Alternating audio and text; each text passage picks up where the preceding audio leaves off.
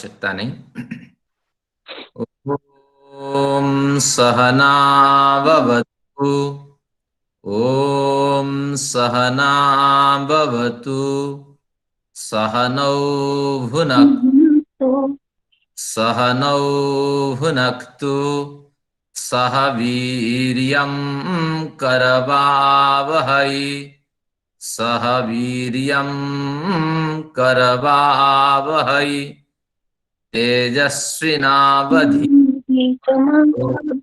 तेजस्विनावधीतमस्तु मा विद्विषावहै। मा विद्विषावहै। ओम शांति शांति शांति। उस अखिल विश्व के नायक परमपिता का नमन करते हैं। उसको उस इसलिए कहते हैं कि उस ईश्वर तक हमारी पहुंच अब तक हुई नहीं है, मन वाणियों से अगोचर है।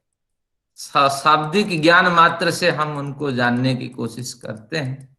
तो परमपिता का नमन करते हुए मैं आज के इस सत्र में उपस्थित सभी सज्जनों को, मातृशक्ति और तथा संस्थान के विविध अधिकारी, परिचित और अपरिचित सभी जो मित्र है और जो वयोज्येष्ठ विद्वान हैं, विदुषी, सभी लोगों को मैं नमन करता हूं। वेद संस्थान का सौभाग्य है कि इस तरह इस वेद संस्थान के परिवेश में हम आयोजित और आप इसका लाभ ले पा रहे हैं। जैसे कि आपको विदित है, जो हमारे यहाँ उपस्थित श्रोता लोग हैं, जो अध्येता लोग हैं, तो उनमें से बहुत से लोगों ने मेरे साथ दीर्घ 5 माह लगातार वे लोग अध्ययन करते रहे। सांख्य शास्त्र, भारतीय दर्शन शास्त्र में प्रवेश प्राप्त करने के लिए सांख्य का ज्ञान होना जरूरी है। इसमें बड़े सिद्धांत हमने अध्ययन किए और फिर सभी की रुचि बनी कि हम योग दर्शन भी पढ़ें। आगे वेदांत पढ़ने का तो हो चुका है। तो ये जो 30-32 लोग रहे, तो उनके प्रयत्न से आज 300 से ज्यादा श्रोता हमारे साथ जुड़ चुके हैं। एक विदुषी जो नेहा जी है, निश्चित रूप से धन्यवाद के पात्रा है। तो वो बड़े प्रयत्न करके जोड़ती हैं और इस मार्ग में वो प्रचार प्रसार में अग्रसर हैं। तो हम उनकी जो आध्यात्मिक प्रगति है उसकी कामना करते हैं। हमारे साथ आज अध्यक्ष जी भी जुड़े हैं, मंत्री जी जुड़े हैं और उर्मिल मैडम जो संस्था मार्ग निर्देशिका है शोध विभाग की, वो भी जुड़ी हैं। हमारे राज त्रिखा जी भी जुड़ी हैं और भी बहुत से विद्वान जुड़े हैं। हमारे यहाँ जो राजीव चौधरी जी भी जुड़े हैं। तो बड़ी प्रसन्नता है। अब सांख्य इस जो सत्र है, आज योग दर्शन का जो परिचयात्मक सत्र है, इसको मैं 2 हिस्सों में बांटता हूं। 5-7 मिनट पूर्व पीठिका के रूप में रखता हूं और जो उत्तर पीठिका है उसमें योग दर्शन की थोड़ी चर्चा करेंगे, क्योंकि नींव मजबूत होना चाहिए। जितनी मजबूत नींव होगी, भवन तो उतना बढ़िया इस पे खड़ा होगा। तो इसीलिए इस चर्चा को हम जो योग दर्शन की निम्न परक जो चर्चा पीछे रखते हैं। अब सांख्य दर्शन के कुछ आभार प्रकट हैं। बहुत लोगों ने सांख्य दर्शन में श्रम करने वालों के लिए धन्यवाद दिए हैं, कुछ उपहार दिए हैं और साथ में हमारे कोई भी कार्य हम शुरू करते हैं, हमारी परंपरा में वयोज्येष्ठ व्यक्तियों से हम आशीर्वाद लेते हैं। तो इस दृष्टि से जिस संस्थान से मैं अभी बोल रहा हूं, तो इस संस्थान के जो संरक्षक हैं, जो अध्यक्ष हैं, मैं उनसे निवेदन करता हूं कि सांख्य दर्शन की जो प्रगति है उस पे थोड़ी चर्चा करें। और आप भले ही सभी जो लोग उपस्थित हैं वयस से, आयु से बड़े ना हो, लेकिन आपके पद और आपकी प्रतिष्ठा बड़ी है, तो आप आशीर्वाद दें, ये सत्र सफलता हो और सभी के लिए लाभकारी हो। वेद संस्थान के अध्यक्ष श्रीयुक्त प्रद्युम्न शर्मा जी से मैं निवेदन करता हूं, जो अभी हमारे साथ संयोग से मुंबई से जुड़े हैं। अध्यक्ष जी, आप अपना 5-7 मिनट आशीर्वचन हमें दें। नमस्कार दास जी और अन्य सभी अध्येताओं का भी अभिनंदन।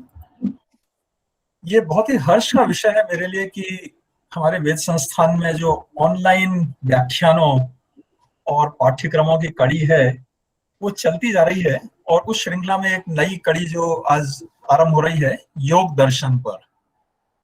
तो आप में से अधिकतर लोग जानते ही हैं कि पिछले ही कुछ दिनों में दास जी ने सांख्य दर्शन पर 60 कक्षाओं का एक पाठ्यक्रम समाप्त किया है, जो जैसा उन्होंने बताया 5 महीनों तक चला, और अनेक अध्येता उसमें नियमित रूप से भाग लेते रहे। और उन्हीं कक्षाओं के अध्येताओं की ये मांग रही कि सांख्य दर्शन के बाद योग दर्शन पर भी इसी प्रकार कक्षाएं आरंभ की जाएं। तो मुझे बहुत खुशी है कि हमारे विद्वान दास जी ने इस निवेदन को स्वीकार किया, और आज से 30 कक्षाओं का ये सत्र आरंभ हो रहा है। हो सकता है आवश्यकता के अनुसार 30 से कुछ 1-2 ज्यादा कक्षाएं भी हों। तो ये आज से आरंभ हो रहा है, इसके लिए मैं उनका बहुत धन्यवाद करता हूं, और आप सभी अध्येताओं का स्वागत करता हूं। आप सभी को शुभकामनाएं देता हूं, और आशा करता हूं कि इन कक्षाओं का आप अधिक से अधिक लाभ लेंगे, और अन्य व्यक्तियों को भी अपने परिचितों में जिनके लिए आपको लगे कि उनकी इस विषय में रुचि हो सकती है, उन्हें भी इसके लिए प्रोत्साहित करें, इस बारे में सूचना प्रदान करें। एक और उल्लेख जो मैं करना चाहूंगा कि जो सांख्य दर्शन की कक्षाएं हुई थी उनमें सर्वश्रेष्ठ साधक या साधिका के रूप में प्रोफेसर डॉक्टर अनुराधा आनंद जी को प्रथम पुरस्कार की घोषणा की गई थी, और इसके बारे में एक प्रमाण पत्र शायद उन्हें पहले ही दिया जा चुका है दास जी, या आज दिया जाएगा? पहले दिया जा चुका है। ये दिया जा चुका है, और साथ ही में एक छात्रवृत्ति जो प्रोफेसर सरोज दीक्षा जी के सौजन्य से और वेद संस्थान के माध्यम से उन्हें दी जा रही है, वासुदेव स्मारक छात्रवृत्ति, जो 1100 रुपये का पुरस्कार है। ये भी डॉक्टर प्रोफेसर अनुराधा आनंद जी को दिया जा रहा है। उन्होंने सारी कक्षाएं नियमित रूप से अटेंड की, नियमित उनकी उपस्थिति रही, नियमित रूप से वो अपना गृह कार्य करती रही, जो भी असाइनमेंट दास जी देते थे। और सबसे रोचक और महत्वपूर्ण बात उनकी ये रही कि हर एक कक्षा के बाद उस कक्षा में जो विषय पढ़ाए जाते थे उनको वो एक कविता के रूप में प्रस्तुत करके अन्य सभी साधकों को भी उपलब्ध कराते थे, जिससे उनकी रुचि बढ़ी इस विषय में, और ये उनका बहुत ही सराहनीय कार्य रहा। और हम आशा करते हैं कि इसी प्रकार योग दर्शन की कक्षाओं में भी और आगे के अन्य कार्यक्रमों में भी वे इसी प्रकार रुचि और उत्साह के साथ भाग लेती रहेंगी और अन्यों को भी प्रेरित करती रहेंगी। तो अनुराधा जी, आपका बहुत अभिनंदन है। आपको बहुत बहुत धन्यवाद प्रद्युम्न जी। आप लोगों ने सबने मुझे यहाँ बहुत उत्साहवर्धन मेरा किया, दास जी ने भी और सब साथियों ने, और इसी की वजह से वो संपूर्ण हो पाया। ईश्वर की कृपा रही कि मैंने संकल्प लिया और वो पूरा इतने अच्छे से हुआ कि वो मैं पूरे 60 पीस पोइट्री के लिख पाई। अब योग दर्शन का भी देखूंगी, मैं संकल्प तो ले रही हूँ कि फिर से इस पर भी मैं कोशिश करूंगी कि मैं इस पर भी लिख सकूं पोइट्री। आपका बहुत बहुत धन्यवाद, वेद संस्थान का बहुत धन्यवाद। जो ज्ञान हमने अर्जित किया है उसका तो फिर कोई मुकाबला ही नहीं है, उसका तो क्या कहें कि दास जी इतने विद्वान हैं, उन्होंने हमें और भी शास्त्रों का बीच बीच में रेफरेंस वो देते रहे। अगर वो चाहते तो जल्दी भी क्लासेस फिनिश कर सकते थे, लेकिन बीच में वो योग दर्शन भी हमें देते रहे, न्याय दर्शन भी, छांदोग्य उपनिषद भी, और सब जगह से रेफरेंस ला ला करके वो हमें देते थे और अच्छे से करने की कोशिश। इसीलिए मुझे पोइट्री लिखने की प्रेरणा उनके लेक्चर्स पर ही मुझे पोइट्री लिखने की प्रेरणा हुई। उनका बहुत बहुत धन्यवाद, ये संस्थान का बहुत धन्यवाद, अन्य अधिकारीगण जितने भी हैं आपका सबका बहुत धन्यवाद, प्रभु का धन्यवाद। बहुत धन्यवाद जी। बढ़िया। और और हम मैं यही आशा करते हैं कि मेरे इस संस्थान योग में दर्शन की कक्षा में भी मैं आप इसी प्रकार अपना उत्साहपूर्वक इसमें भाग लेती रहेंगी। पुरस्कार जो है वो मेरे सिर माथे पर, मैं आशीर्वाद के रूप में वो पुरस्कार ग्रहण करती हूँ। और वैसे अपनी तरफ से मैंने वेद संस्थान को कुछ डोनेशन मैं देने का सोच रही थी, वो मैं दूंगी, तो वो अलग है, लेकिन पुरस्कार आपका मेरा सिर माथे पर है। मैं बहुत उसको श्रद्धा से मैं उस पुरस्कार को स्वीकार करती हूँ। बहुत बहुत धन्यवाद। चलिए, बहुत बढ़िया। और धन्यवाद के तो पात्र दाशी हैं जिन्होंने अध्यापन किया और जिन्होंने आपको इतना अच्छे तरीके से सिखाया और आपको प्रेरणा मिली, और सरोज दीक्षा जी जिनके सौजन्य से ये छात्रवृत्ति घोषित की गई है। अब मैं अधिक समय नहीं लेना चाहूंगा आपके और आपकी कक्षा के बीच में और दाशी के बीच में। वेद संस्थान की गतिविधियों से तो शायद आप सभी परिचित हैं ही। मैं शायद एक या दो वाक्य में संक्षेप में कह दूं। वेद संस्थान की सभी गतिविधियां वेद, संस्कृत और वैदिक संस्कृति के प्रचार और प्रसार में लगी हुई हैं। इस प्रकार के कार्यक्रम हम नियमित रूप से करते हैं। पहले फेस टू फेस होते थे, आजकल ऑनलाइन होते हैं। पुस्तकें, पत्रिका, इन सबके प्रकाशन के माध्यम से भी हम इन गतिविधियों को आगे बढ़ाने का प्रयास भरपूर करते रहते हैं। तो जैसा कि मैंने कहा, बस एक संक्षिप्त परिचय के साथ अब मैं अपनी वाणी को विराम देता हूं, क्योंकि मुख्य बात दाशी और उनकी कक्षा है, न कि मेरा बोलना। तो दाशी, आपका पुनः स्वागत है, धन्यवाद है। आज की कक्षा आरंभ करें। एक सेकंड में लूंगी। सरोज दीक्षा जी का बहुत धन्यवाद। वो मुझे लगातार पूरे 60 पीसेज में मेरी पोइट्री लगातार वो सुनती रही, उस पर अपने कॉम्प्लीमेंट देती रही और मुझे सुझाव भी देती रही। उनका बहुत बहुत धन्यवाद है। वो हमेशा मेरा उत्साहवर्धन करती रही। सरोज दीक्षा जी, धन्यवाद। चलिए, सभी का मैं आभार व्यक्त करता हूं। सभी के प्रति सदिच्छा है और ईश्वर से प्रार्थना है कि हमने जो संकल्प लिया है वो पूरा हो, वो हमारे साथ दें। तो आइए गायत्री मंत्र का एक बार पाठ करते हैं, फिर हमारा योग दर्शन का प्रारंभिक सत्र हम प्रारंभ करते हैं। ओम भूर्भुवः स्वः तत्सवितुर्वरेण्यं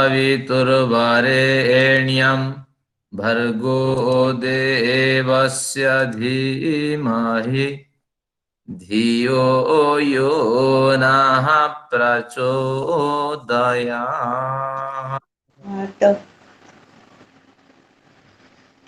सभी साधकों, बड़ी प्रसन्नता है कि हम योग दर्शन में आज प्रवेश कर रहे हैं। हमारे शास्त्रों में प्रमाण है कि हमारी नींव को हमें मजबूत बनानी है। अगर विशाल भवन हम खड़ा करना चाहते हैं तो इसलिए इस नींव से पहले, इस नींव को बनाने से पहले हम सांख्य दर्शन की ओर थोड़ा चलते हैं, क्योंकि जब सुगंधित क्यारी होके हम गुजरते हैं तो फूलों के जो खुशबू है फूलों की, तो कहीं ना कहीं उनसे हम प्रभावित होते हैं। 5 मिनट, 7 मिनट, 10 मिनट तक सुगंधित होते हैं। अभी अभी हमने तो सांख्य को छोड़ा है और नीम के लिए ये भी एक पत्थर है। तो इस प्रकरण को समझते हैं। जैसे कल के व्याख्यान में कंचन आर्या जी के व्याख्यान वेद संस्थान में हुए, तो उसमें आत्मा के लिंग, आत्मा के स्वरूप का वर्णन हुआ। मैंने ग्रुप में वो संदर्भ, ग्रुप से आप उसको देख सकते हैं। जब तक हम इसको नहीं जानेंगे कि आत्मा क्या है, तब तक हम योग दर्शन में प्रवेश करने के जो पात्रता है, उस पात्रता को हम प्राप्त नहीं कर सकते।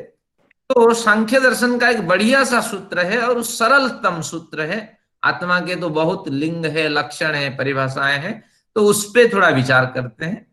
इच्छा, द्वेष, प्रयत्न, ये 3 सुख दुख ज्ञानानि आत्मनो लिंगानि। इच्छा, द्वेष, प्रयत्न, ये 3 गुण हुए।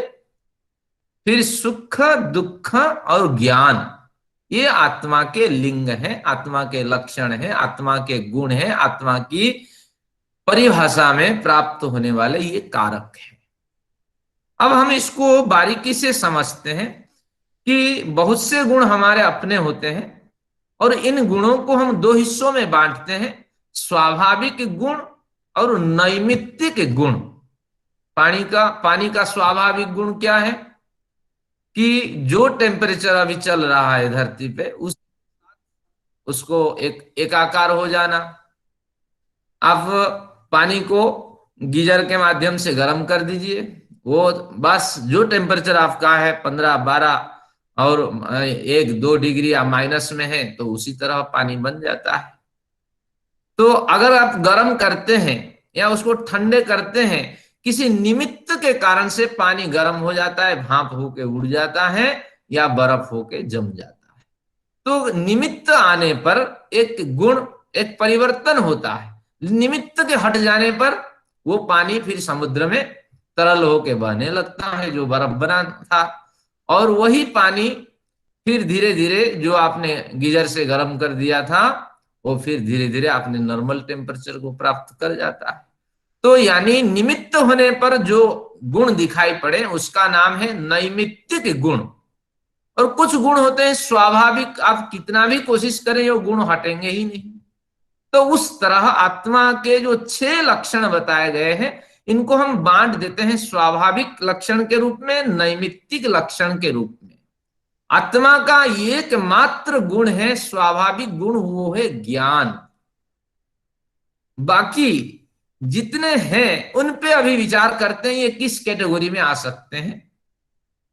महर्षि दयानंद सत्यार्थ प्रकाश में लिखते हैं कि बहुत से आत्मा के गुण हो सकते हैं मुक्ति में जब आत्मा प्रवेश करती है, लेकिन एक ही प्रमुख उसके गुण है और उसी गुण के अंदर ये सब समाहित रहते हैं, या पृथक से कहें फिर उनको गिना देते हैं। बहुत से गुण इस तरह हैं। तो अभी जो चर्चा का विषय है ज्ञान, आप मानिए आत्मा के स्वाभाविक गुण है, लेकिन वो ज्ञान का मतलब उपलब्धि, अनुभव। हम क्या अनुभव करते हैं, हमें सुख ही सुख मिले और हमें दुख न मिले, तो ये हमारा अनुभव है। हम सुख का ही अनुभव करते हैं, दुख का भी अनुभव करते हैं, लेकिन ये अनुभव तब होता है उसी ज्ञान के अंदर गौण रूप से 2 चीजें और प्रविष्ट हैं जिसे कहते हैं इच्छा और प्रयत्न। क्योंकि इन दोनों के बिना हमें उपलब्धि कुछ नहीं हो सकती या कोई ज्ञान हमें हो नहीं सकता। तो इच्छा हुई कि ये सांख्य दर्शन की कक्षा के बाद योग दर्शन की कक्षा हम शुरू करें, ये इच्छा हुई। देखिए जब इच्छा हुई तो ये इच्छा ज्ञान के विषय में चली गई, हम भी उसको अनुभव करते रहे, हाँ कुछ तो होना चाहिए, कुछ तो होना चाहिए। फिर प्रयत्न शुरू हुआ। देखिए प्रयत्न को भी उपलब्ध कर रहे हैं, मैं बोल रहा हूं, आप सुन रहे हैं, आप कुछ लिख रहे हैं। तो यानी इस ज्ञान को पुष्ट करने के लिए शास्त्रकार कहते हैं एक ही गुण है, वो है स्वाभाविक है। लेकिन ये स्वाभाविक गुण तब पुष्ट होगा जब नया शरीर मिल जाता है आत्मा को। ये ज्ञान ही तभी सक्रिय हो सकता है जब 2 गुण उसको और मिले, एक इच्छा एक प्रयत्न। अब इच्छा होने के बाद इच्छा क्यों होती है, क्योंकि सुख दिखाई पड़ता है। इच्छा क्यों नहीं होती है, उसमें दुख दिखाई पड़ता है। तो इसलिए इच्छा द्वेष, दुख के अर्थ में द्वेष शब्द का प्रयोग हुआ है। जिनके पास पेन है, द्वेष के 2 अर्थ आप समझ लें। एक द्वेष का अर्थ है त्याज्य बुद्धि और दूसरा द्वेष का अर्थ है शत्रुता। ये आपको मानना पड़ेगा, नहीं तो संगति आप लगा नहीं सकते। तो अब हमारी इच्छा क्यों हुई, हमें उसमें सुख दिखाई दिया।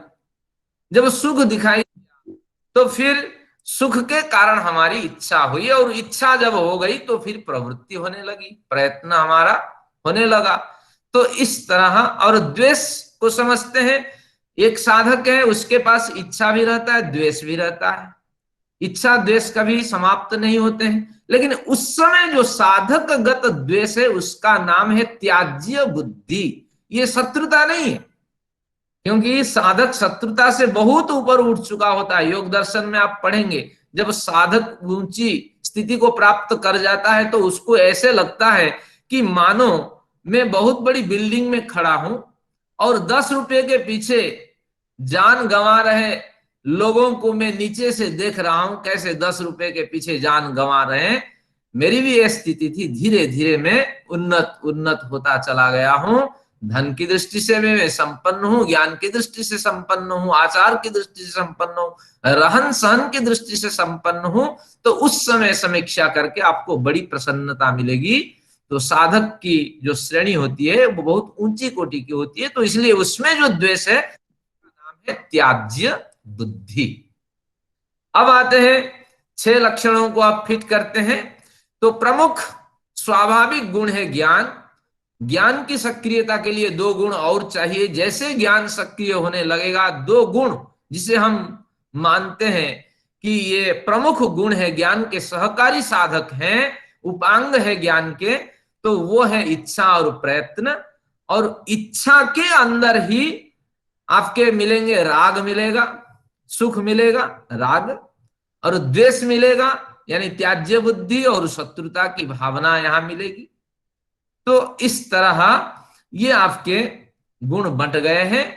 तो इस तरह हम कह सकते हैं कि केवल ज्ञान को छोड़ करके बाकी सभी नैमित्तिक गुण हैं, लेकिन ज्ञान की पुष्टि में उपांग के रूप में हम एक गौण प्रक्रिया से मान सकते हैं कि ज्ञान, इच्छा और प्रयत्न ये स्वाभाविक गुण हो सकते हैं। ये सेकेंडरी सोर्स है, यानी द्वितीय मत के हिसाब से। प्रथम मत में आत्मा में स्वाभाविक गुण क्या है? ज्ञान। लेकिन गौण मत से हम कह सकते हैं आत्मा के स्वाभाविक गुण है ज्ञान, इच्छा और प्रयत्न। और ज्ञान, इच्छा, प्रयत्न के साथ साथ फिर राग, द्वेष, इच्छा, द्वेष, प्रयत्न, सुख, दुख, ज्ञानानि आत्मनो लिंगानि। इस तरह आत्मा का विभाजन हो जाता है, आत्मा के गुणों का विभाजन हो जाता है। तो अब हम इस चर्चा को उठाने के पीछे हम क्या बताना चाहते हैं कि मैं ये बताना चाहता हूं कि निश्चित रूप से किए जा रहे हर कार्य को आप स्वाभाविक गुणों के में देखिए कि मैं एक चेतन सत्ता हूं। और सांख्य क्या कहता है? आत्मा की परिभाषा करता हुआ नित्य शुद्ध बुद्ध मुक्त चेतन आत्मा हूं। ये 5 पॉइंट आप नोट करके रखिए। नित्य शुद्ध बुद्ध मुक्त और चेतन मैं आत्मा हूं। इसका बार बार मनन करें। नित्य से क्या अभिप्राय है? मैं अविनाशी हूं। शुद्ध से क्या अभिप्राय है? शुद्ध से अभिप्राय है कि राग, द्वेष आदि जो प्रवृत्ति है उनसे मैं पूर्णतः रहित हूं। नित्य शुद्ध बुद्ध से क्या अभिप्राय है? ज्ञान ग्रहण करने की असीम क्षमता मुझ में मौजूद है। नित्य बुद्ध शुद्ध मुक्त से क्या अभिप्राय है? ये प्रकृति के जो बंधन है सत्वरज तमः गुण रूपी, इन बंधनों से मैं अलग हूं। चेतन से क्या अभिप्राय है कि मैं यूनिक एंटिटी हूं, मुझ में किसका कॉम्बिनेशन नहीं है, मैं एक स्वतंत्र सत्ता हूं। तो इस तरह अनुभव करें और दूसरे बार फिर अनुभव करें कि इतना कुछ होने पर भी, मुझ में इतने सामर्थ्य होने पर भी ईश्वरीय व्यवस्था से मैं परतंत्र हूं। एक देश में रहने वाला एक देशी हूं। आनंद से रहित निरानंद स्वरूप वाला हूं और अल्पज्ञ ही हूं। भले ही मुझ में असीम क्षमता हो, लेकिन परमात्मा के समान ज्ञान ग्रहण करने की क्षमता मुझ में नहीं है। तो सांसों को लेते वक्त आप स्मरण करें कि मैं नित्य शुद्ध बुद्ध मुक्त चेतन तत्व आत्मा हूं। और जब आप सांसों को नीचे गिराते हैं, सांसों को जब आप बाहर निकालते हैं, सोचिए ये सब होने पर भी, इतने सब के बावजूद भी मैं अल्पज्ञ हूं, एक देशी हूं, निरानंद हूं, ईश्वरीय व्यवस्था से परतंत्र हूं। हे परमेश्वर, मैं आपकी गोदी में बैठा हुआ हूं। तो इस तरह विचार लेकर के सांख्य से अब हम परमेश्वर से प्रार्थना करते हैं, हे परमेश्वर, सब कुछ होने पर भी कुछ तो कमियां हैं। योग दर्शन के अध्ययन से हे परमपिता उन कमियों को आप दूर करें। ये मेरा कथन का अभिप्राय था कि सांख्य शास्त्र के इन वचनों को ना भूलिए। और जिन लोगों ने 60 कक्षाओं का श्रम किया है उनको तो बड़ा लाभ होगा, लेकिन जो नए व्यक्ति आ रहे हैं उनके लिए संकेत हैं। नित्य शुद्ध बुद्ध मुक्त चेतन आत्मा में होने पर भी अल्पज्ञ, एकदेशी, निरानंद से युक्त और निश्चित रूप से ईश्वरीय व्यवस्था से परतंत्र हूं, तो मैं इन सबको हटा देना चाहता हूं। तो आइए कुछ शास्त्रों का अध्ययन करते हैं, जो हमारे सांख्य शास्त्रकार जिस तरह कहते थे, इस तरह दर्शन शास्त्रकार कहते हैं कि इन शास्त्रों के अध्ययन करने से तो आपकी जो परतंत्रता है वो हट सकती है, और आपकी जो क्या है ना, सीमित सामर्थ्य है, अल्पज्ञ है, एक देश निवास है, ये सब हट सकता है। मैंने कह चुका, हमारे विद्यार्थियों को कब मैं बहुत बार कह चुका हूं कि मुक्ति में क्या मिलेंगे हमें, कि मुक्ति में ज्ञान, बल, उत्साह, स्वतंत्रता और आनंद, ये 5 चीजों की प्राप्ति होगी। तो मुक्ति में मिले या न मिले, उसका थोड़ा सा आभास भी इस जन्म में हो जाए तो कितनी बड़ी प्रसन्नता होगी। ज्ञान अल्पज्ञ है, पर्याप्त ज्ञान की प्राप्ति होगी। बल, अभी तो हमारा सामर्थ्य शरीर को चलाने में है और बड़ा कोई सामर्थ्य नहीं है, हमें एक विशाल सामर्थ्य की प्राप्ति होगी। और आत्मिक बल हमारे अंदर बहुत कम है और शारीरिक बल भी बहुत कम है, तो ये बंधन भी समाप्त हो जाएगा। ज्ञान, बल, स्वतंत्रता की प्राप्ति होगी, कब मरेंगे कब जिएंगे कुछ पता ही नहीं है हमें, तो ये समस्या भी धीरे धीरे हट जाएगी। तो ज्ञान, बल, उत्साह निरंतर बना रहेगा। थोड़ा सा काम करते हैं, 1 घंटे के बाद उत्साह खत्म और हम सब अपने अपने घर चले जाएंगे, लेकिन ये उत्साह निरंतर बना रहेगा। तो ज्ञान, बल, उत्साह, स्वतंत्रता और आनंद की प्राप्ति होगी। तो जो आनंद चर्चा का विषय है और शास्त्र अध्ययन करने से उस आनंद की बढ़िया परिभाषा हम देखेंगे, आनंदमयो अभ्यासात। जो बार बार उसका अभ्यास करते हैं, उस आनंद प्राप्ति के मार्ग का अभ्यास करते हैं, उनको ही आनंद की प्राप्ति होती है। तो कुछ मैंने लुभावने जैसे होते हैं ना, एक लो इसके साथ एक फ्री, हाँ इतने % आपको फ्री मिलेगा, तो उस तरह कुछ लुभावने विषय मैंने आपके समक्ष रखे हैं। आइए योग दर्शन पढ़ के शायद ज्ञान, बल, उत्साह, स्वतंत्रता और आनंद की प्राप्ति हो जाए। तो इस तरह कुछ मन बनाते हैं। योग दर्शन, इसको पहले समझते हैं, पहले दर्शन समझ लेते हैं, क्योंकि बहुत से नए साधक हैं। दर्शन शब्द का अर्थ होता है, दृश्य धातु से बनता है, संस्कृत का शब्द है। तो दृश्यते, देखा जाता है। अब देखा जाता है, अब देख उसमें एक जोड़ देते हैं, ज्ञायते, ज्ञायते जिसे कहते हैं, या ज्ञा वाला जो ज्ञा है। दृश्यते, ज्ञायते, अवबोध्यते परम तत्वम अनेन इति दर्शनम। इस तरह शास्त्रकारों ने इसका अर्थ किया है कि दृश्यते, देखा जाता है। क्या देखा जाता है? देखा कुछ नहीं जाता है। ज्ञायते, परमेश्वर को आप कैसे देखेंगे? परमेश्वर एक आदमी है क्या आप देख सकेंगे? ये अखंड ऊर्जा का स्रोत है और चारों ओर वो परिव्याप्त है। चींटी में जितनी ऊर्जा है, हाथी में भी उतनी ऊर्जा है, कैसे देखोगे? ज्ञायते, ज्ञान नामक बुद्धि से हम उसको देख सकते हैं। कल प्रश्न था बढ़िया सचदेवा साहब जी का कि मन के माध्यम से तो हम सारी साधनाएं करते हैं, लेकिन हमें लगता है कि मन तो हमसे छूटता ही नहीं है, क्योंकि मन से ही उस ईश्वर का स्मरण करते हैं। तो उसका समाधान यही था। शायद मैडम जी मैडम जी उसमें हड़बड़ा गई, काफी समझदार आधिकारिक विदुषी है, कि ये संप्रज्ञात समाधि का आपका अभ्यास हो रहा था। संप्रज्ञात समाधि करते करते एक समय ऐसे आता है कि आपका मन निष्क्रिय हो जाता है, क्योंकि अभौतिक वस्तु को देखने के लिए एक अभौतिक साधन चाहिए होता है। ये मन, बुद्धि, चित्त, अहंकार जो अंतःकरण है, ये भौतिक साधन है। इस भौतिक साधन में आप लाखों कोशिश कर लें, आप ईश्वर को नहीं देख सकते।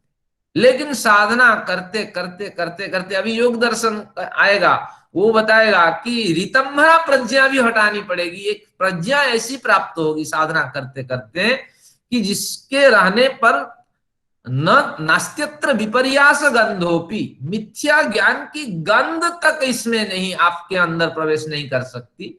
तो ऐसी बुद्धि को भी आगे में हमें छोड़ना पड़ेगा, क्योंकि ईश्वर साक्षात्कार ही जीवात्मा में ही होता है, मन बुद्धि अंतःकरण में नहीं होता है। ध्यान रखिए, क्योंकि मन बुद्धि अंतःकरण को हम भौतिक मानते हैं, जीवात्मा ही एक अभौतिक तत्व है और उसी जीवात्मा रूपी आयतन में जीवात्मा का ही साक्षात्कार करते करते जीवात्मा के ही अंदर एक ऊर्जा का मैं अनुभव कर रहा हूं, उस ऊर्जा के चारों ओर परमेश्वर का कुछ अनुभव हो रहा है। ऐसे अनुभव ही शरीर के समस्त अवयवों में, सेल्स में, मैं कर रहा हूं। इस तरह अनुभव को बढ़ाते बढ़ाते उसी जीवात्मा के आयतन का अनुभव वैश्विक आयतन बन जाएगा और उसी समय ईश्वर साक्षात्कार होगा। ये योग दर्शन का विषय था और हमारे जो योग्य साधक हैं सचदेवा साहब जी, उनका धन्यवाद है। तो उन्होंने इस विषय को रखा, तो कुछ मैंने केवल आपको लालच दे रहा हूं कि इस तरह हमें इस शास्त्र को अध्ययन करके बहुत कुछ हमें इसमें जानने को मिलेगा या बहुत कुछ हम इसमें जानेंगे। तो इस तरह दर्शन शब्द पे चलते हैं। दृश्यते देखा जाता है, कुछ नहीं देखा जाता है। ज्ञायते जाना जाता है। अवबध्यते भली भांति समझते हैं, किसको? परम तत्वम, परम तत्व को समझते हैं। जन्म मृत्यु का रहस्य क्या है इसको भी जानते हैं इस शास्त्र से। एक मरता है, एक पैदा होता है, एक दुखी है, एक सुखी है, इसके पीछे क्या कारण है? कितने लाख लोग मर गए, हम जिंदा हैं भैया, किस प्रयोजन से जिंदा है? कल भूचाल हो जाएगा, हमारी मृत्यु हो जाएगी, अब इसके पीछे क्या रहस्य है ये हम जानेंगे अनुमान प्रमाण से, प्रत्यक्ष प्रमाण से और अर्थापत्ति प्रमाण से, शब्द प्रमाण से इसको जानेंगे। और फिर प्रकृति को जानेंगे, फिर जीवात्मा तत्व को जानेंगे जिसे अखंड तत्व कहते हैं। एक छोटी सी ऊर्जा है, एक इकाई से बनी हुई ऊर्जा है, और एक वैश्विक ऊर्जा को जानेंगे, यही परम तत्व है। तो दृश्यते ज्ञायते अवबध्यते परम तत्वम।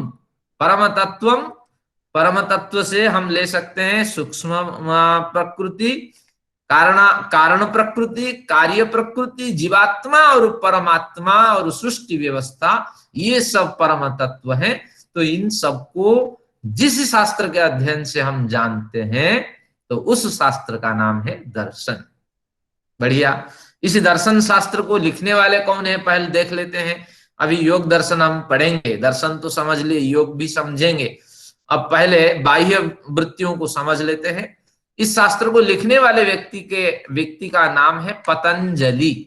आप कहेंगे लिखने वाले, या मैं कहता हूं लिखने वाले नहीं है, क्योंकि हमारे शास्त्र में प्रमाण आता है पतंजलि रचयिता नहीं है, ये संकलयिता है, संग्रह करता है।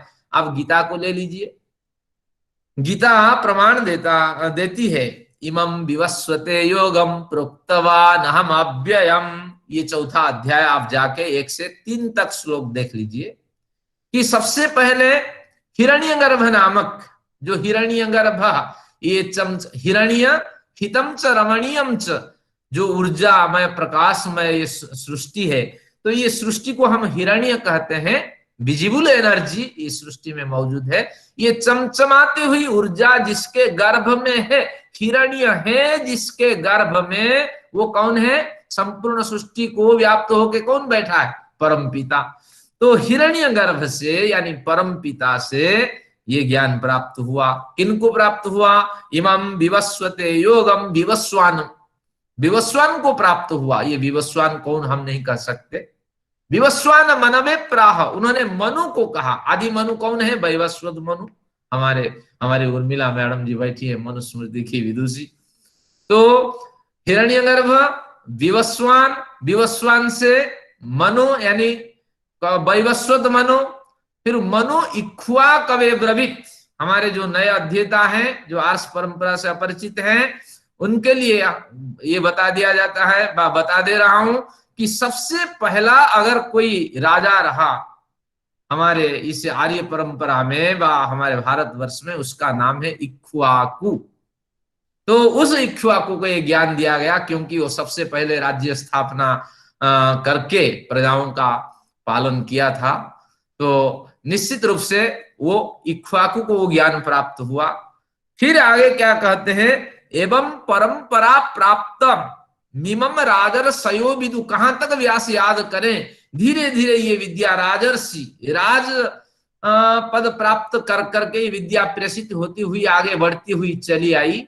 और फिर कुछ काल ऐसे रहा कि ये विद्या ज्यादा प्रचार प्रसार को प्राप्त नहीं कर पाई, लेकिन जीवित रही। फिर कहते हैं, व्यास कहते हैं, कृष्ण कुछ नहीं कहते हैं, महाभारत लिख, कंसेप्ट को आज क्लियर कर दीजिए। कृष्ण एक शब्द भी महाभारत में नहीं कह रहे हैं, जो कह रहे हैं व्यास कह रहे हैं, क्योंकि जो गीता हम पढ़ते हैं व्यास के द्वारा लिखी गई गीता है।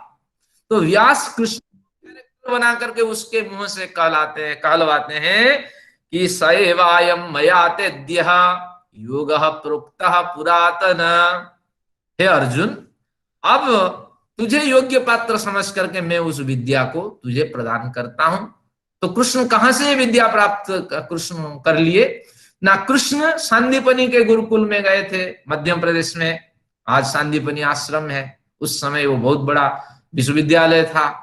तो यानी धीरे धीरे राजर्षियों से ब्रह्मर्षियों तक आया और धीरे धीरे समाज में उसका व्यापक प्रचार हुआ। सब जगह ये एक समय था इस विद्या का प्रचार प्रसार था, लेकिन धीरे धीरे इसका विलोप हो गया। कुछ गिने चुने लोग जानने वाले थे, उनमें से कृष्ण थे, और उसी योग का विस्तृत व्याख्यान कृष्ण ने अर्जुन को दिया। और धीरे धीरे फिर हम इन शास्त्रों को पढ़ते हुए बड़ी प्रसन्नता प्राप्त करते हैं।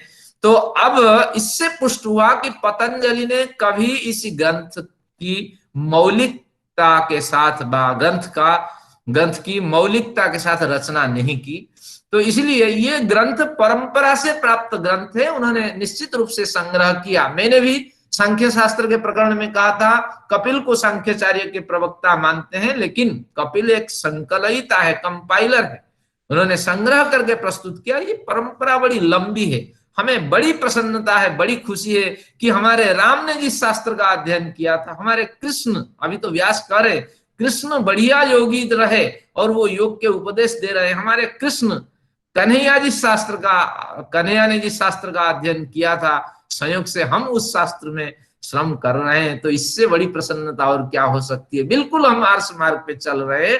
अब हम पतंजलि को स्पष्ट करना चाहते हैं कि पतंजलि शब्द का अर्थ है कि हिंदी में पहले समझ लीजिए कि जिसके विचारों से हम इतना प्रभावित हो जाते हैं, हमारी अंजलियां उसके आगे झुक जाती है, गिर जाती है, हमारा हाथ अंजलि मुद्रा में बंध जाता है। तो ऐसे आचार्य का नाम है पतंजलि। मैंने उसके जो संस्कृत स्वरूप है लिख करके भेज दिया, पतंती अंजलि यस्मई आचार्याय। जिस आचार्य के लिए गिरती हुई अंजलियां हमारी, पतंत्यः अंजलयः, गिरती हुई अंजलियां जिस आचार्य के लिए देखे जाते हैं, गिरती हुई अंजलि जिस आचार्य के लिए देखी जाती है, तो वह आचार्य पतंजलि है। इनके इतने उदात्त विचार होते हैं, उन्होंने इतना उदात्त विचारों का संग्रह किया पूर्वाचार्यों से।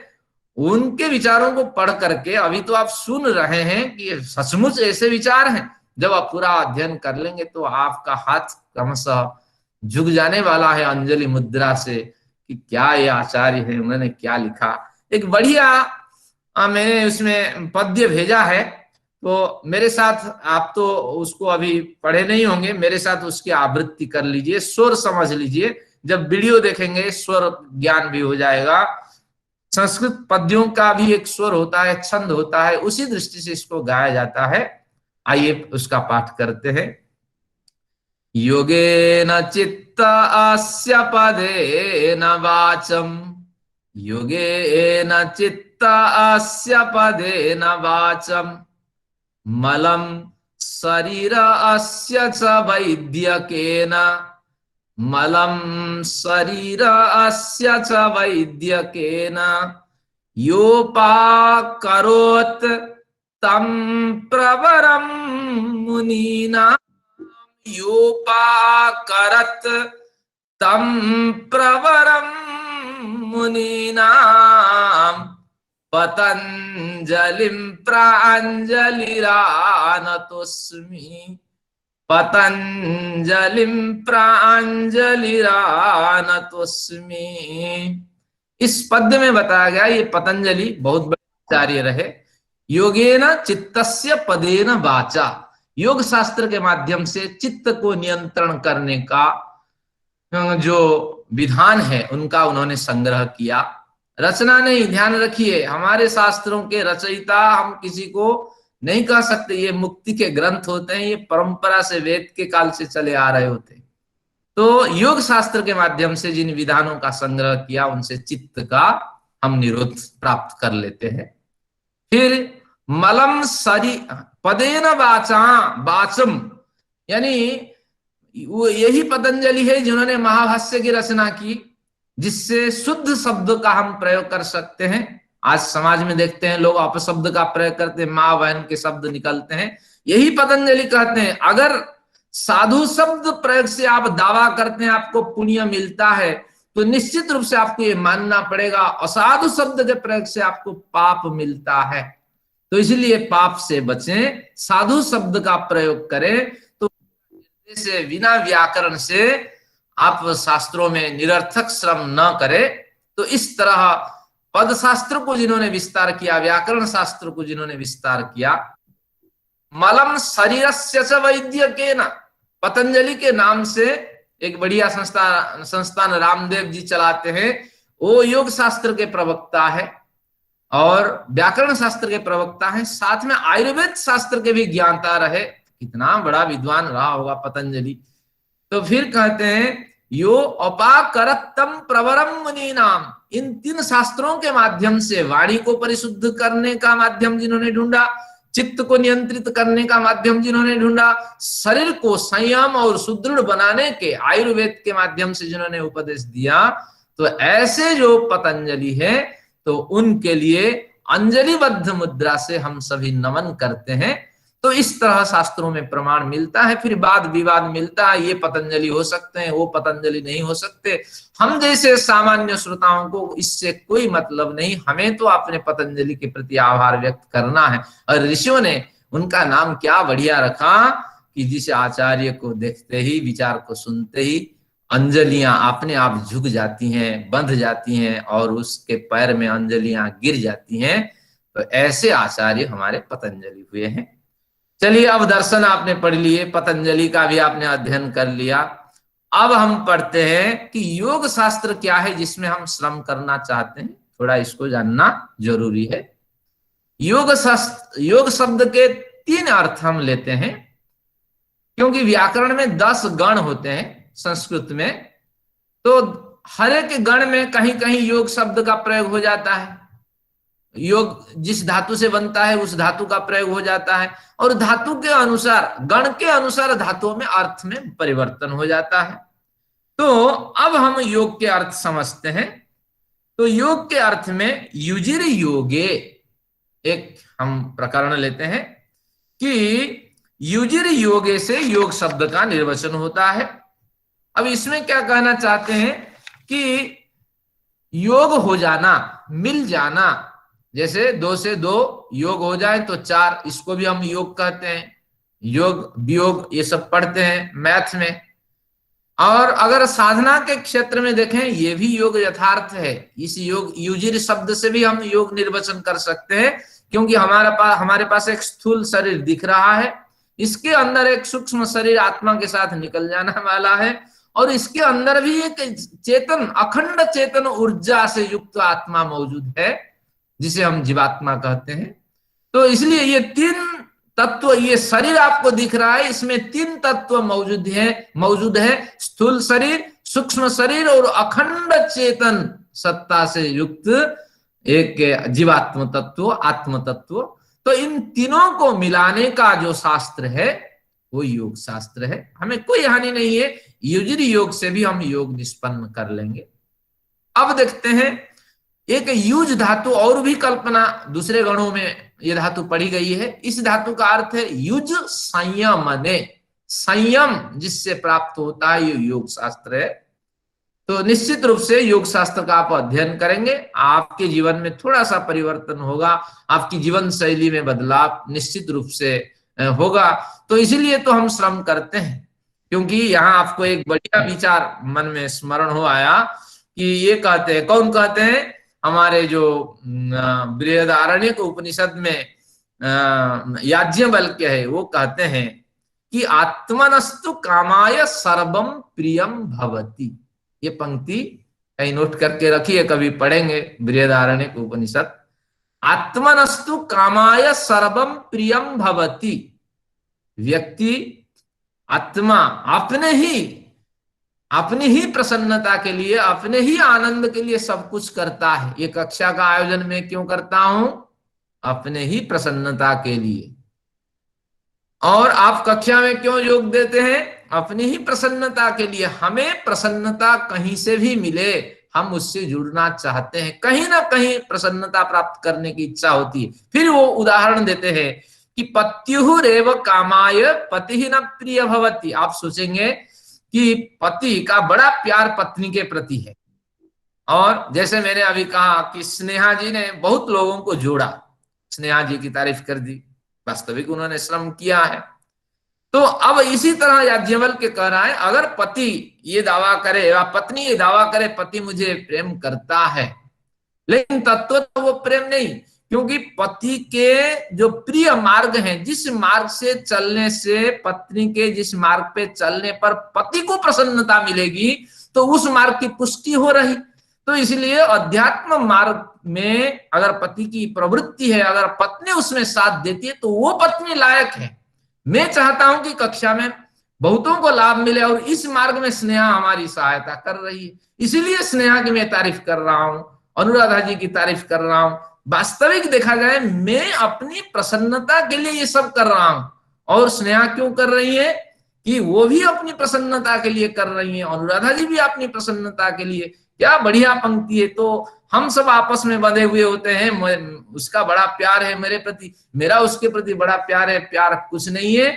जिस दिन पति और पत्नी में जो पटरी नहीं बैठती है, तो उस दिन समझ लेना चाहिए कि आत्मनस्तु कामाय सर्वम न प्रियम भवति। क्योंकि अपनी जो प्रसन्नता है उसका जहां अपने स्वार्थ में जहां बाधा पहुंचती है, उस समय हम फिर ब्रेकअप के बारे में सोचते हैं। तो तात्पर्य यही हुआ कि बड़े साधक जो अभी संत बन जाते हैं, महात्मा बन जाते हैं, तो उनको भी वहां दिखाई पड़ती है कि वहां प्रसन्नता है।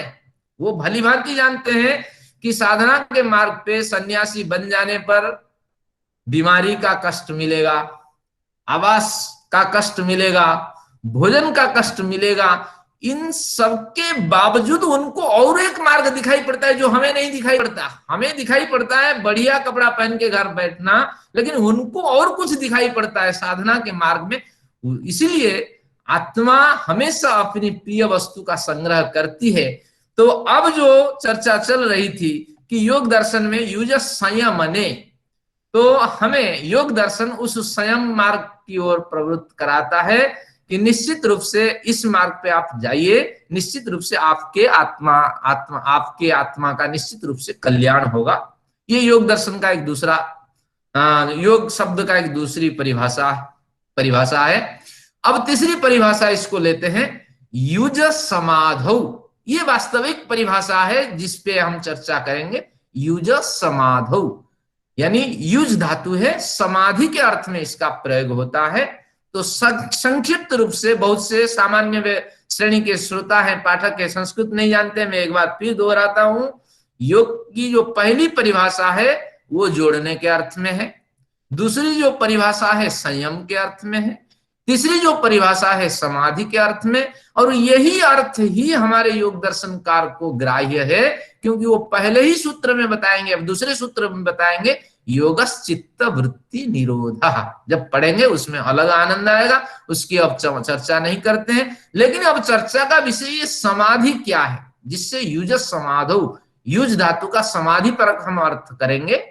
तो जिनके पास पेन है समाधि की परिभाषा लिख सकते हैं, सम्यकतया आधि में बड़ी मात्रा आधीयते, सम्यकतया आधीयते आधारीयते ध्येयः अनेन विधिना इति समाधि। समाधि पुल्लिंग शब्द होता है संस्कृत में। तो अब फिर दोबारा मैं बोलता हूं कि सम्यकतया आधीयते आधारीयते ध्येयः अनेन विधिना इति समाधि। समाधि एक विधि है, एक साधना का प्रकार है। और इसी प्रकार के माध्यम से जो ध्येय है, जो उपास्य है, जो ज्ञेय है, उस वस्तु को हम इस विधि के माध्यम से अंतःकरण में धारण कर लेते हैं, प्राप्त कर लेते हैं, अनुभव कर लेते हैं और उसमें हम खो जाते हैं। तो उसी का नाम समाधि है। फिर समाधि के कई भेद है, वो अभी चर्चा का विषय नहीं है। जो अभी हमारे विचार में आ रहे हैं उन्हीं की चर्चा करेंगे और 30 क्लास के बाद आपसे भी हम बहुत कुछ सीखेंगे और निश्चित रूप से आपका भी स्वाध्याय चलता रहेगा। तो हमारे पास समय कम होता जा रहा है। हमारे मंत्री जी है, वो भी कुछ हमें धन्यवाद देंगे। तो इस तरह हमने अध्ययन किया कि दर्शन क्या है, पतंजलि क्या है और योग क्या है और समाधि क्या है। और इसमें हम बहुत से प्रकरणों का अध्ययन करेंगे कि कितनी वृत्तियां हमारे अंदर होती है, उनका श्रेणी विभाग, 5 तरह के, हजारों वृत्तियां होने पर भी 5 तरह उनका श्रेणी विभाग करते हैं। फिर इसमें ईश्वर की परिभाषा आएगी, फिर इसमें विवेक वैराग्य अभ्यास की बात आएगी, इसमें कर्माशय की बात आएंगी। हमारी त्रिखा मैडम जी जुड़ी हैं, वो विशेष उनका आग्रह है कि मैं तो बारीकी से उन व्यास भाष्य की वृत्तियों का अध्ययन करना चाहूंगा जिसमें कर्माशय का किस तरह आदान प्रदान होता है, संप्रेषण होता है। योग दर्शन इसके लिए निश्चित रूप से बहुत कुछ हमें प्रदान करता है, उसका अध्ययन करेंगे। फिर 49 विभूतियों की चर्चा होगी और 5 प्रमुख विभूतियों की चर्चा होगी, जन्म, औषधि, मंत्र, तप, समाधि। ये 5 विभूतियां, इनकी विशेष चर्चाएं होगी। फिर इसके बाद फिर हम कैवल्य किसे कहते हैं, किस तरह ये अंतःकरण जीवात्मा से अलग हो जाता है और जीवात्मा उस समय आत्मा बन करके जीवत्व तो उसका समाप्त करके केवल अपने जो अखंड स्वरूप है उसको प्राप्त करके मुक्ति लोक में प्रवेश करता है। तो ये सभी प्रकरण इस प्रकरण में हम अध्ययन करेंगे। तो सभी साधकों से मेरा विशेष आग्रह है कि आप नियमित कक्षा में योगदान करिए। अगर नियमितता नहीं रहेगी तो आनंद नहीं मिलेगा। 30 कक्षा देखते देखते बीत जानी है तो कोई बड़ा बर्डन नहीं है। कक्षा में नियमित आइए और एक श्लोक जाते जाते आप लिख जाइए, याद करिए। क्या कहते हैं कि पादम स्वाध्याय कारणात्, एक पैर का ज्ञान आपको मिलता है जब आप स्वाध्याय करते हैं। हाँ, गुरु मुखात पादमेकम, इसकी पहली पंक्ति यही है, गुरु मुखात पादमेकम पादम स्वाध्याय कारणात्। गुरु के मुख से जब सुनते हैं एक पैर का ज्ञान होता है। जब फिर पुस्तक पढ़ते हैं, पुस्तक नहीं होगी तो आनंद नहीं आएगा, केवल सुनना है। मैं स्मरण करता हूं हमारे पूज्य गुरु जी रहे अवैदेव जी, तो वो कहा करते थे कि जिनके पास साधन नहीं है, पढ़ने लिखने के लिए पुस्तक नहीं है, तो मैं उनको कर्ण रसिक मानता हूं। कर्ण रसिक, इस कान से सुन लेना, उस कान से निकाल लेना। क्या बढ़िया शब्द है, आज मुझे स्मरण है। तो इसलिए श्रम करना है। सेना जब मैदान पे उतर जाती है तो हर तरह की तैयारी के साथ चलती है। तो इसलिए पीडीएफ भले हो, उसको पढ़िए। तो कहते हैं कि गुरु मुखात पादमेकम पादम स्वाध्याय कारणात्, जितना अध्ययन करेंगे आपका ज्ञान और एक पैर उसमें बढ़ता हुआ जुड़ जाएगा। फिर पादम स ब्रह्मचारी भी, जैसे कंचनार्य जी को हमने सुने और लोगों को सुने, हमने ये सुंदरी सिद्धार्थ जी को व्याख्यान के माध्यम से सुना।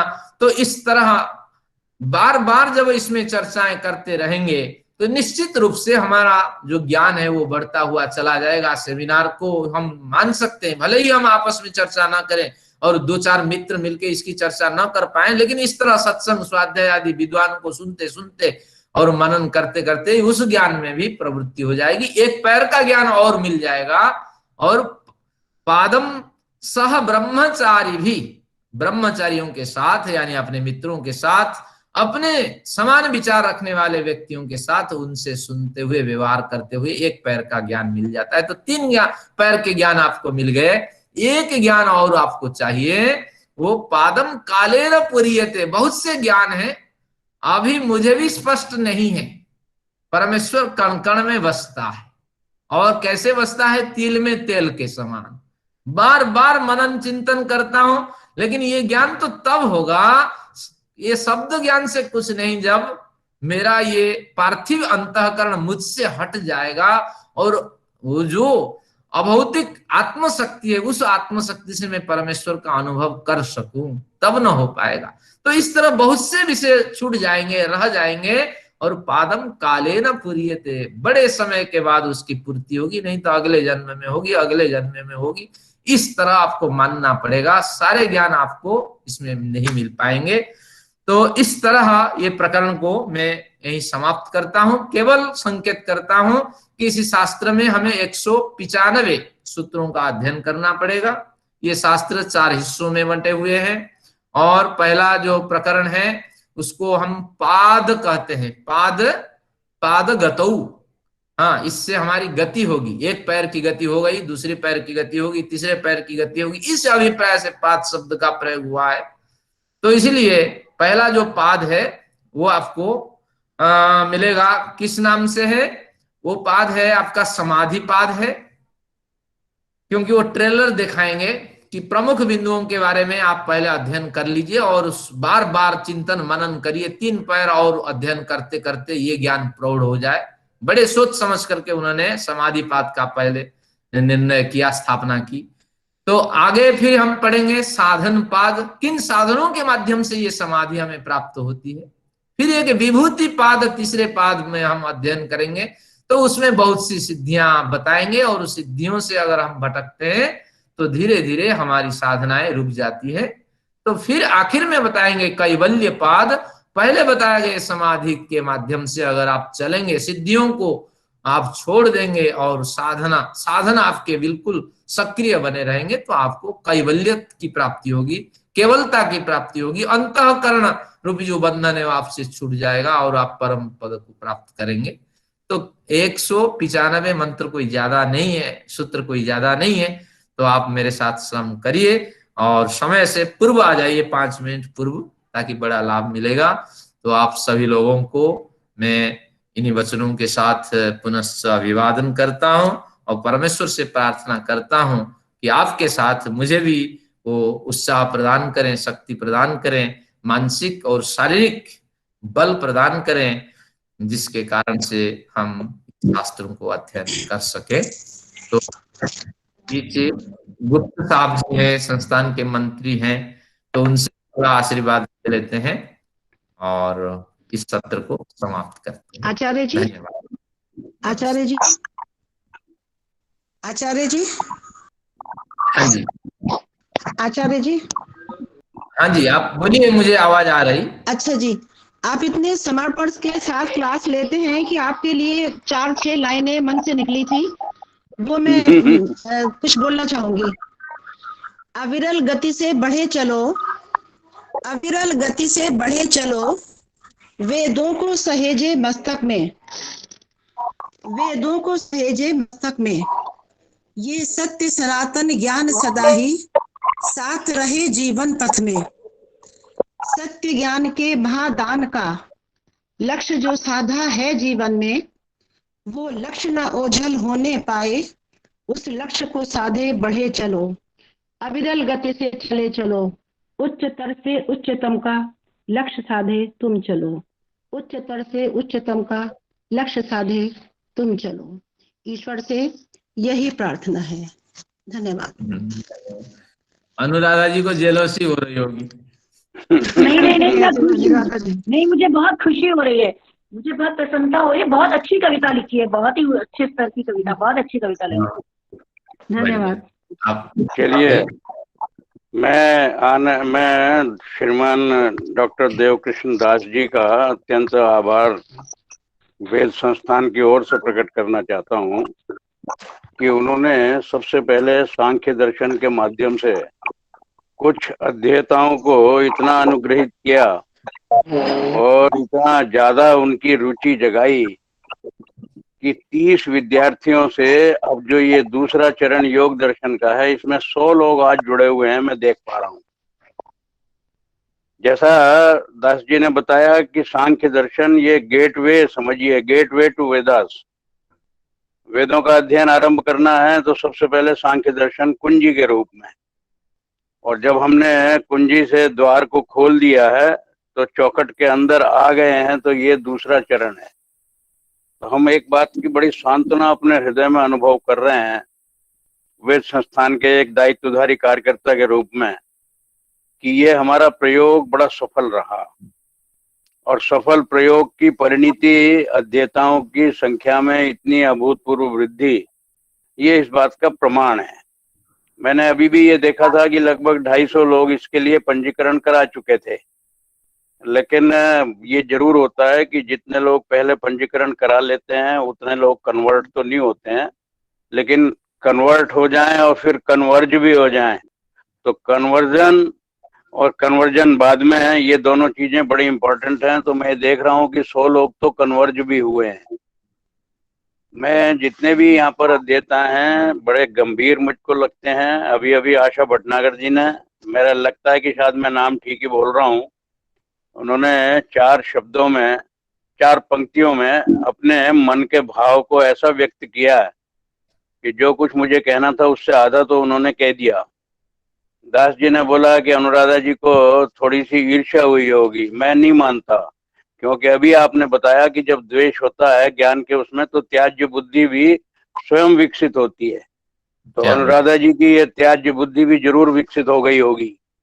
तो मुझे ये बड़ा आनंद है कि हम सभी लोग किसी भी वय के हों, किसी भी आयु वर्ग के हों, अपने को विद्यार्थी मान के अत्यंत विनम्रता से गुरु चरणों में बैठ के अगर कुछ ज्ञान प्राप्त करना चाहेंगे तो ईश्वर हमारे संकल्प को अवश्य ही पूरा करेंगे।